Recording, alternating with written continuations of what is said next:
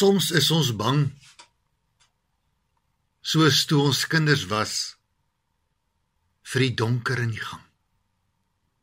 Maar soms het ons 'n vrees soos om aangeval te word, of om gekaap te word, of om vermoor te word, of dalk word daar ingebreek in ons huis terwyl ons slaap, en ons word vermoor. Die uitdagings van sekere groepering van mense in ons samelewing en die gereelde gewelddadige betogings en die onluste in ons dorpe, stede en langs ons paaie, dra ook nog verder daartoe by.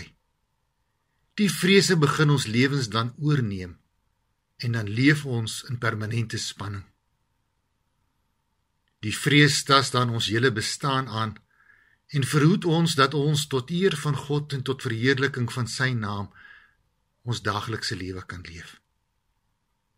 Goeiedag, ek is Nico Grobler. Ons lees vanmôre saam uit Lukas 12 vers 4 en 5.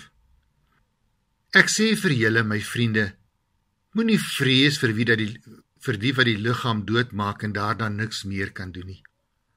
Maar ek sal vir julle wys wie julle moet vrees.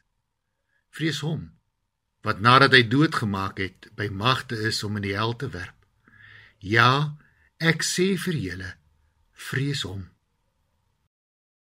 Dit is deel van ons lewens, om bang te wees vir dit wat ons lewens in gevaar stel, vir dit wat ons lewens bedreig.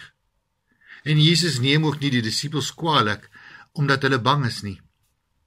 Hy spreek hulle egter aan met sag en toegeneentheid, as hy hulle sy vriende noem.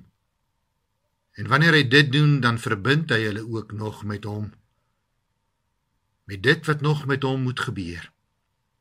Hy word ook deur die mense bedreig, soos waarvoor die disippels bang is. Hy gaan immer sy lewe verloor, juis as gevolg van die mense, as gevolg van die gewelddadige oproer, van die opstand, van die skare. Maar hy kom met woorde wat hulle van hulle vrees moet bevry. Moenie bang wees vir die wat die liggaam kan doodmaak en daarna niks anders kan doen nie. Hierdie mense kan jou maar net doodmaak. Dit is al. Ons moet almal die een of ander tyd in hierdie lewe doodgaan. Die oorsaak van ons dood maak nie werklik saak nie. Ons moet in hierdie lewe sterwe. Wie is liewer bang vir God? God wat by magte is om nie net in hierdie wêreld dood te maak nie, maar wat ook by magte is om jou in die hel te werp, tot in alle ewigheid. En dan is jy vir ewig verlore, vir ewig sonder God. En dan is daar geen hoop op redding nie. Broers en susters, God weet van alles in jou lewe. Ons kan vir hom niks wegsteek nie.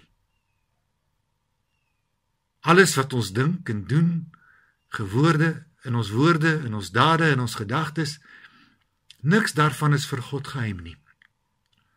Die Here Jesus Christus sê vir ons, fokus liewer daarop om in die regte verhouding met God te staan, sodat jy al sy beloftes kan ontvang. Vrees vir die dood veroorsaak dat ons baie van ons tyd vermors, omdat ons te bang is om te lewe, want ons kan dalk iets oorkom. Ons kan dalk ons lewe verloor. Ons kan dalk sterf. Ons kan dalk aangeval word. As ons so leef, is ons onwerklikheid klaar dood. Want ons gebruik nie die gawes en die talente wat God aan ons gegee het, om tot eer en tot verheerliking van sy naam te leef nie. Om sy koninkryk uit te brei in hierdie wêreld, of om te help om dit te vestig nie. Sy disippels, hulle moet nie bang wees vir mense wat hulle lewe kan bedreig nie, maar hulle moet eerder hulle aandag vestig daarop, om die woord van die Here en die evangelie van die Here Jesus Christus aan die wêreld daar buite te gaan verkondig. Hierdie waarskuwing wat Jesus aan sy disippels en die hoorders in daardie tyd gee, geld vandag steeds net so vir elke een van ons. Moet jou nie ophou met dit waarvoor jy nie beheer het nie. Want doodgaan moet elke een van ons doodgaan. Maar ons moet op hom fokus, by wie die ewige lewe is. Ons moet op hom fokus wat by magte is om nie net dood te maak nie, maar ook in die hel te werp. Broers en susters, Paulus skryf ook vir ons, en hy het dit ook agtergekom in sy bediening. Sê vir ons in Romeine 14 vers 8, want as ons lewe, dan leef ons tot eer van die Here, en as ons sterwe, dan sterf ons tot eer van die Here. Of ons dan lewe en of ons dan sterwe, ons behoort aan die Here met alles wat ons is, met alles wat ons het. Die Here sê vanmôre vir ons, om ons lewens nie deur vrees te laat oorheers nie, maar dat ons alles wat ons in hierdie wêreld doen en moet doen, dat ons dit sal doen tot eer en tot verheerliking van God in sy groote naam. En solank as wat ons daarmee besig is, hoef ons nie te vrees vir hom wat ons in die hel kan werp nie. Amen. Kom ons bid saam. Almagtige God en Hemelse Vader, Here, baie dankie dat U ons God is. Dankie dat ons U kan erken.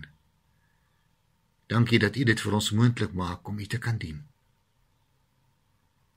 Here, en ook vir hierdie waarskuwing wat U vir ons gee. Wil U met ons wees, Here, dat ons oë op U sal vestig.